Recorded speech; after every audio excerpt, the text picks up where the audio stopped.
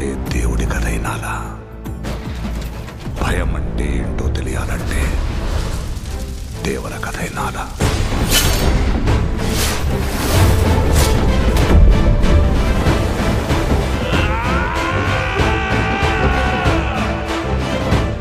సముద్రం మీద ఒక దేవరున్నాడు చాలు.